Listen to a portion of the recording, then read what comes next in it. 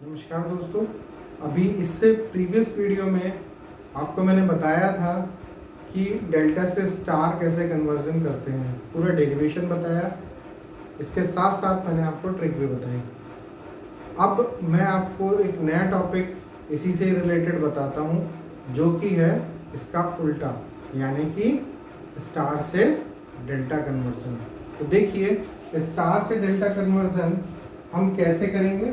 देखिए, यहाँ पे मैंने स्टार बनाया हुआ है और यहाँ पे डेल्टा, यानी कि आपको आर ए, आर बी और आर सी की वैल्यू फाइंड करनी है। ये बात आप याद रखें।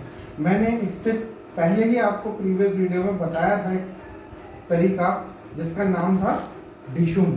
डिशुम कहने का मतलब ये था कि डेल्टा से स्टार कैसे कन्वर्जन कर रहे हैं, वो हमें यहाँ पे फॉर्मूले लिखे जाने हैं। इसलिए हमें किसी भी कीमत में डेल्टा से स्टार के फॉर्मूले याद होने चाहिए। तो पहला डेरिवेशन भी हमें वही पता होना चाहिए, डेल्टा से स्टार का। तो अब देखिए, आपने सुना होगा कि R1 कैसे फाइंड करते हैं, R2, R3। इससे पहले डेल्टा से स्टार कन्वर्जन में जब आपने बताया, मैंने बताया था आपको इसी के बारे में। तो R1 आप बता सकते हैं क्या था? R1 था आपका R A R C multiply में divided by R A R B R सी।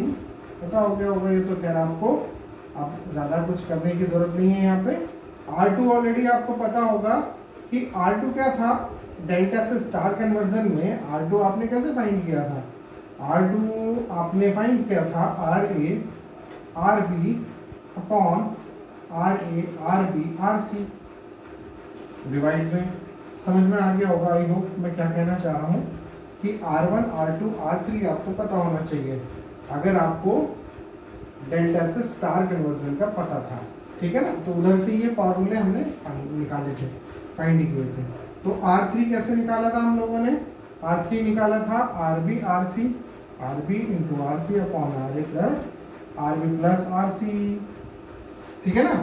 तो अब हमें क्या करना है, जब हमें R1, R2, R3 पहले से ही पता था, यानी डेल्टा से स्टार कन्वर्जन में R1, R2, R3 पता थे हमें, तो अब हमें स्टार से डेल्टा कन्वर्जन करने के लिए ये फॉर्मूले पहले से पता होने चाहिए, R1, R2, R3। अब हम क्या काम करेंगे, R1 की R2 के संग मल्टीप्लाई करेंगे, R1 की R3 के संग मल्टीप्लाई करेंगे और R2 को R3 के संग मल्टीप्लाई करेंगे। करते हैं।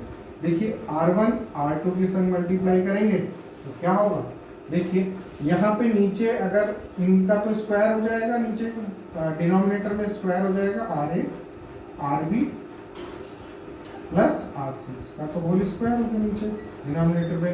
न्यूमरेटर पे क्या लिखा जाएगा? आर ए का स्क्वायर आर बी और आर सी मल्टीप्लाई में आर ए का स्क्वायर। देखिए, ये आर ए है, ये भी आर ए है, स्क्वायर हो गया। आर बी और आर सी यहीं लिख दिया मल्टीप्लाई में। इतना समझ में आया। अब नेक्स्ट चलते हैं, हम लोग मल्टीप्लाई करते हैं R1 और R3 की। कर सकते हैं? देखिए, R1 और R3 की कर लेते हैं। पहले हमने R1 और R2 की करती, अब R1 R3 की कर लेते हैं। देखिए, नीचे डिनोमिनेटर में स्क्वायर हो गया, R A R B R C, देखते रहिए जरा। और ऊपर में क्या हो जाएगा, देखिए जरा, R A R B R C, R C का स्क्वायर होगा। देखिए, यहाँ पे भी आर सी है और यहाँ पे भी आर सी है। तो आर सी का स्क्वायर यानी R A R B into R C का स्क्वायर। देखिए, R A R B R C का स्क्वायर। ऐसे ही मैं फाइंड कर रहा था। अब किसकी करेंगे? R2 R3 की मल्टीप्लिकेशन हम लोग करते हैं। तो देखिए क्या होगा, R A R B R C का होल स्क्वायर। बड़े ध्यानपूर्वक देखिएगा, कुछ सॉल्व कर करके देखें तो समझ में आ जाएगा सब कुछ। R A R B R C का होल स्क्वायर। अब आगे आपको पता ही होगा, R2 R3 की मल्टीप्लाई में स्क्वायर है आर बी का, तो मैं लिखता हूँ आर ए आर बी का स्क्वायर इंटू आर सी। यहाँ तक समझ में आ गया होगा, आई होप। तो देखिए, ये हमारी कौन सी इक्वेशन मान लेता हूँ मैं? First equation. इसे मान लेता हूँ सेकंड इक्वेशन और इसे मान लेता हूँ मैं थर्ड इक्वेशन। कोई दिक्कत, कोई डाउट? एक बार देख लीजिए, first equation, second equation, third equation. Multiply करा हुआ जस्ट सिंपली। अब हम क्या काम करते हैं, इन तीनों इक्वेशंस को क्या करेंगे, ऐड कर देते हैं।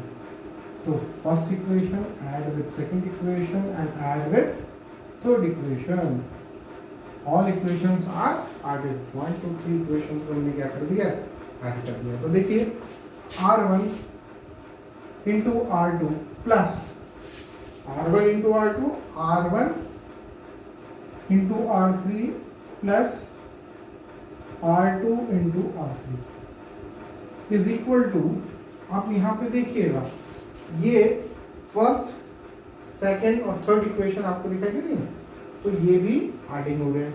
ठीक है, मैं यहाँ पे डायरेक्ट नीचे तो ये कॉमन ले लिया जाएगा क्योंकि डिनोमिनेटर में देखें तो सब जगह स्क्वायर है नीचे, तो ये पहले से ही स्क्वायर लिख लेता हूँ मैं। यहाँ पे क्या है, R A R B R C का होल स्क्वायर लिख लीजिए। ठीक, अब मैं क्या काम कर रहा हूँ, अब ऊपर ये सबकी एडिशन होती चली जाएगी। देखिए आर ए का square R B R C plus plus इधर देखिएगा second equation R A R B और आर सी का स्क्वायर। ठीक, इसी तरीके से आर ए आर बी का स्क्वायर आर सी, ये हमारे पास आया। अब हम क्या काम करेंगे, इस इक्वेशंस को, जब ये हमारे पास आ गई है, अब हम देखेंगे इन इक्वेशन में हम क्या कर सकते हैं और कॉमन ले सकते हैं। देखिए यहाँ पे R A R B R C common ले लिया हमने। ठीक है, पहले इसमें R A R B R C common ले सकते हैं। बचेगा क्या यहाँ पे, आर ए बचेगा प्लस इसमें से क्या बचेगा, स्क्वायर यानी आर सी बचेगा। आर बी सी तीनों में से निकाल लिया मैंने, कॉमन ले लिया, तो इसमें क्या बचेगा, आर बी बचेगा और डिवाइडेड में आर ए आर बी और यहाँ पे क्या है, आर सी का होल स्क्वायर। ठीक है, इतना समझ में आया। अब जो इक्वेशन आपको दिखाई दे रही है नीचे, आपने जो सॉरी इक्वेशन कह रहा हूँ, जो स्क्वायर है, ये स्क्वायर से एक ये वाला कट जाएगा। ठीक, नीचे स्क्वायर है, ऊपर का एक वैल्यू कट गई। आर ए बी सी यहाँ पे भी है, ए बी सी ऊपर भी लिखा हुआ, तो दोनों कट गए यहाँ पे। बचता क्या है हमारे पास, ये इक्वेशन फर्दर बचती है R one into R two, R one R three और आर टू आर थ्री। यहाँ पे किसी को कोई डाउट नहीं होना चाहिए। आई होप सब क्लियर है। अब आप देखिए इस इक्वेशन को हम फर्दर कैसे सॉल्व कर सकते हैं। अब मैं इसी इक्वेशन को क्या काम कर रहा हूँ, इस इक्वेशन में इसे हम क्या काम करते हैं कि इसे एक फर्दर इक्वेशन कंसीडर कर लेता हूँ, पहले लिख लेता हूँ, फिर उसके बाद इसे कंसीडर करता हूँ, थोड़ा बच्चे कंफ्यूज ना हो जाए। तो R one into R three plus R two R three equals to R A R B R C whole divided का R A R B R C. ठीक, इतना मैंने लिख लिया। और ये मैं क्या कर देता हूँ, फोर्थ इक्वेशन कंसीडर कर देता हूँ। ठीक है, यहाँ पे मैंने उसे दोबारा से ऐसे ही लिख दिया है। तो अब आप देखिए यहाँ तक आई होप आपको समझ में आ गया होगा। अब हम क्या काम करेंगे, इस होल इक्वेशन को, जैसे मुझे अभी R A R B R C को फाइंड करना है, याद रखना आर ए फाइंड करना है, आर बी आर सी को वैल्यू को फाइंड करना है, क्योंकि हमें स्टार से डेल्टा में कन्वर्जन करना है। तो डेल्टा की वैल्यू को फाइंड करना है, जिसमें कन्वर्जन करके ला रहे हैं एंड में फाइनल स्टेज में, वो है डेल्टा। डेल्टा की value R A R B R C को हमें फाइंड करना है, ये बात याद रखनी है आपको। तो इस पूरी इक्वेशन को मैं क्या कर देता हूँ, डिवाइड कर देता हूँ R1 से। आप समझिए कि फोर्थ इक्वेशन है, उसे मैं डिवाइड करता हूँ, सपोज R3 से मैं डिवाइड कर दे रहा हूँ फोर्थ इक्वेशन को। इक्वेशन नंबर 4 को मैं डिवाइड कर दे रहा हूँ R3 से। पूरी होल इक्वेशन को मैं अगर R3 से डिवाइड करता हूँ तो देखिए क्या होगा, R1 R2 है तो R1 into R2 divided by R3 plus इसमें जब R3 से डिवाइड करूंगा तो R3 कट गया, बचा क्या R1 प्लस R3 यहाँ पे डिवाइड होगा तो R2 बचेगा equal to RA RB RC divided by RA RB plus का RC इंटू R3, क्योंकि दोनों तरफ मुझे डिवाइड करना था क्या R3, यानी कि इधर भी पूरी इक्वेशन में R3 से डिवाइड करा और इधर भी पूरी इक्वेशन में R3 से डिवाइड किया। आप इसको फोर्थ इक्वेशन को अगर देखेंगे तो R3 यहाँ पे भी लिखा गया, इस पर डिवाइड करा तो क्या हुआ R3 से R3 होल डिवाइडेड करा गया, R3 यहाँ पे भी और R3 से यहाँ पे भी, लेकिन इसे मैंने क्या कर लिया डिवाइड करके काट भी दिया। पर्टिकुलर प्लस में हम पर्टिकुलर वैल्यू पे डिवाइड कर सकते हैं, ठीक है। यहाँ पे सीधा ऊपर मैंने यहाँ पे मल्टीप्लाई पे सीधा लिख लिया R3। अब ऑलरेडी आपको पता है R3 की वैल्यू हमारे पास क्या है, R3 की वैल्यू है RBC इंटू RC। तो मैं क्या काम करता हूँ, R3 की जगह क्या लिख देता हूँ RA RB RC, R3 की जगह सिर्फ मैं लिखता हूँ RB RC, ये जो RA RB RC है इसे मैं ऊपर की तरफ लिख लेता हूँ RA plus RB plus RC, इसे डिवाइड को हटा देता हूँ, इधर लिख देता हूँ बचा हुआ RA RB। देखिए थोड़ा समझ में आ गया होगा आई होप।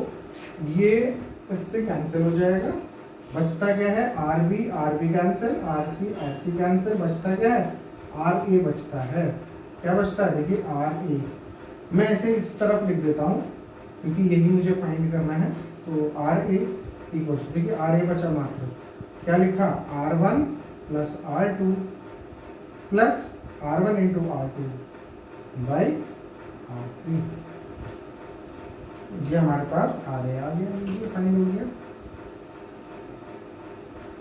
ये हमने RA। इसी तरीके से अगर मुझे सिमिलरली RB फाइंड करना है, RB यानी ये वाली वैल्यू RB अगर मुझे फाइंड करना है तो मैं क्या काम करूँ। देखिए RB फाइंड करने के लिए ये जो मैंने फोर्थ इक्वेशन लिखी है उसको आप किससे डिवाइड करें, इससे R3 से ना डिवाइड करके R2 से डिवाइड करें। देखिए R2 से करेंगे तो R2 यहाँ पे लिखा गया, तो बचता क्या है R1, यहाँ पे R1 into R3 by R2 और R3 इक्वल टू, यहाँ पे भी डिवाइड में R2 आएगा, R2 की वैल्यू ऑलरेडी क्या है RA RB, तो निकलेगा क्या आपकी वैल्यू फाइंड होगी RC की वैल्यू फाइंड करेंगे, ठीक है ना। इसी तरीके से आप R3 से डिवाइड करें इक्वेशन 4 को, तो इक्वेशन 4 को डिवाइड करेंगे तो RB की वैल्यू निकल के आएगी RB की, ठीक है ना। तो अगर आप सॉल्व कर करके देखेंगे तो आपको डिवाइड इक्वेशन 4 को करके देखेंगे तो सब समझ में आ जाएगा। कॉपी पेन उठाएं, करना शुरू करें तो आपको सब समझ में आ जाएगा। मैं ऐसा नहीं कह रहा हूँ कि ये इम्पॉर्टेंट टॉपिक नहीं है, वाकई में ये बहुत इंपॉर्टेंट टॉपिक है, बहुत क्वेश्चन पूछे जाते हैं, बहुत उम्दा क्वेश्चन इसमें UPPCL से भी आते हैं ITI के बच्चों के लिए। तो इसको प्रॉपर वे में ध्यान रखें, इवन डिप्लोमा के बच्चों को भी आता है। अभी आपको मैं सिखाता हूँ ट्रिक के बारे में कि ट्रिक को कैसे सॉल्व किया जाए। अब आप देखें कि यहाँ पे आपके पास ट्रिक कैसे लगाई जाए। सबसे पहले मैं स्टार बना लेता हूँ, क्या बना लेता हूँ स्टार। देखिए यहाँ पे मैं स्टार बनाता हूँ, स्टार तो अब तो सबको पता चल गया होगा किस तरीके से बनता है। इसको लिखा R1, इसको लिखा R2, इसको लिखा R3। मुझे स्टार से डेल्टा में कन्वर्जन करना है तो मैं डेल्टा में कन्वर्जन करता हूँ। तो डेल्टा में कन्वर्जन करने के लिए मैं क्या काम कर रहा हूँ, ये देखिए डेल्टा में कन्वर्जन कर रहा हूँ, ठीक, यहाँ तक समझ में आया। तो देखिए ये आपका ए कॉर्नर था, मैं यहाँ पे ऐसे लिख देता हूँ ब्लैक पेन से, don't be confuse, A B and C, ठीक है। अब मैं क्या काम कर रहा हूँ, यहाँ पे RA RB RC।